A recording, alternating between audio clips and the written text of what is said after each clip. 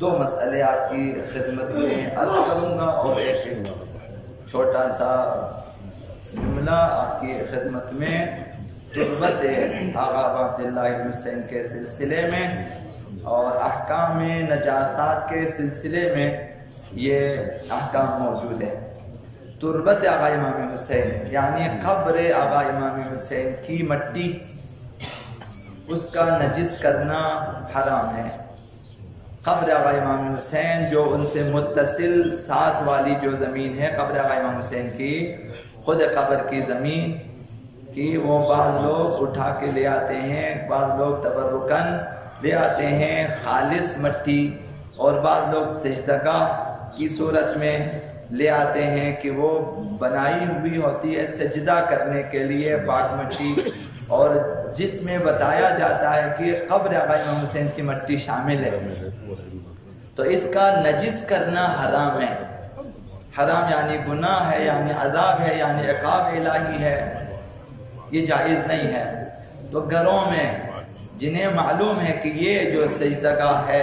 یا جو مٹی ہے یہ قبر آقا امام حسین کی ہے، تربت آقا امام حسین اس میں شامل ہے،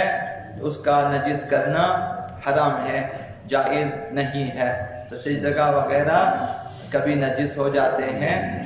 اب مٹی نجس ہو جائے تو اب اسے مثلا پانی میں حل کریں اور کسی ایسی جگہ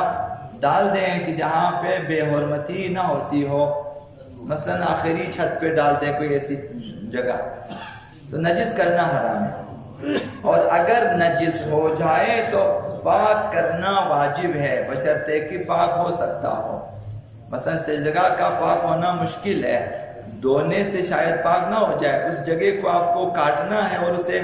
کسی ایسی جگہ آپ نے ڈالنا ہے جہاں پہ بے احترامی نہ ہوتی ہو، اور باقی جو ہے چیزیں وہ پاک ہیں۔ تو احترام تربت آقا امام حسین کے سلسلے میں ہے کہ چونکہ ہم لوگ بظاہر احترام کرتے ہیں تو ان میں مزید کچھ دقت کرنے کی ضرورت ہے۔ تربت قبر سید الشہداء علیہ السلام اس وجہ سے کہ سید الشہداء علیہ السلام وہاں دفن ہیں، قابل احترام ہے۔ تربت قبر آقا امام حسین قابل احترام ہے اور سزاوار ہے کہ انسان اس کا احترام کرے۔ ائمہ اطہار علیہم السلام جب تربت کو دیکھتے، مثلا ان کے ہاتھ میں تربت، یہ سجدگاہ جو خاک شفا جس میں ہے یا وہ مٹی، جب ان کے ہاتھ ان کو دیکھتے پہلے سونگتے تھے، یہ سنت ائمہ، سیرت ائمہ، خاک شفا کو سونگتے تھے، پھر چومتے تھے اور پھر مبارک آنکھوں سے لگا لیتے تھے۔ مثلا سجدگاہ آپ کو کسی نے دیا، مثلا کربلا سے آیا خاک کربلا کا سجدگاہ آپ کو دیا، تو اب سیرت ائمہ کیا ہے، پہلے سونگے اور اس کے بعد جو ہے اسے چومے اور اس کے بعد آنکھوں سے لگائیں۔ ائمہ یہ کام کرتے تھے۔ روایات میں بھی اس عمل کی سفارش کی گئی ہے، یعنی ہمیں بھی تاکید کی گئی ہے کہ جب خاک شفا آپ کے ہاتھ آ جائے تو سونگیں، چومیں اور آنکھوں سے لگا دیں۔ مرحوم شیخ عباس قمی مفاتیح الجنان میں انہوں نے فرمایا کہ روایت ہے کہ جب کبھی تربت کو اٹھا لے تو اسے چومیں اور پھر آنکھوں سے لگائے اور جسم پر ملے، مثلا آپ سینہ، چہرہ، پیشانی مثلا ان پہ ملیں۔ لذا تربت آقا امام حسین کا خاص احترام ہے اور ہمیں چاہیے کہ اس کا خاص احترام رکھے۔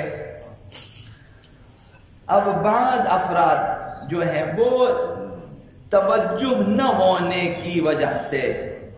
مثلا گھروں میں ہمارے یہاں مسجدوں میں بھی جائے نماز ہے، اب ہر شخص اپنی سجدگاہ کو دیکھیں، اس طرف یا اللہ لکھا ہوا ہے، یا مثلا لکھا ہوا یا حسین، یا لکھا ہوا یا امام رضا، مثلا ائمہ کے نام، یا بعض میں پنجتن کے نام لکھے، بعض میں 12 بڑے سجدگاہوں 12 اماموں کے نام لکھے ہوئے، اور ہم کہاں رکھ رہے ہیں یہ تو دیکھیں کہ ہم انہی جائے نمازوں پہ رکھتے ہیں جن پہ ہم صبح سے شام تک چلتے ہیں۔ یہ ہمارے فرش کی مانند ہے جو ہمارے گھروں میں قالین مثلا دن بھر ہمارے اور ہمارے بچے رہتے ہیں، اور ہم ان پاک ائمہ کے ناموں کو جس میں خداوند متعال کا نام بھی شامل رکھ لیتے ہیں۔ بعض مسجدوں میں آپ نے دیکھا ہوگا، ایران میں بھی آپ نے دیکھا ہوگا کہ ایک سفید کپڑا سامنے بچھا لیتے ہیں، پاک پاکیزہ، ان پہ پھر سجدگاہ کو رکھ لیتے ہیں۔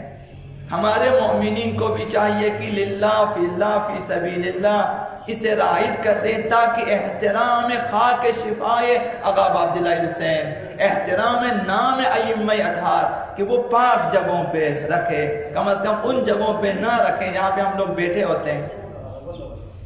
یہ مثلا ایسے عرض کر رہا ہوں، جو بھی بے احترامی کے عنوان سے کوئی نہیں کرتا، غفلت میں کر لیتے ہیں۔ گھروں میں جانماز ہے، جانماز وہی چیز جس پہ ہم لوگ بیٹھے ہوتے ہیں، جس میں ہم لوگ بیٹھتے ہیں، بارہا نماز پڑھتے ہیں، بیٹھتے ہیں، اور ہمارا پاؤں وہیں پر ہے، گندے یا صاف جو بھی ہے جراب ہے وہ اسی پر ہے۔ بعد میں اسی جانماز میں تعقیبات کی کتاب، تسبیح خاک شفا، سجدگاہ خاک، اسی میں لپیٹ کر رکھ لیتے ہیں، اور بعض جگہوں پہ دیکھا قرآن کے اوپر رکھے ہوتے ہیں جائے نماز کو لپیٹ کے۔ تو یہ کسی حد تک بے احترامی ہے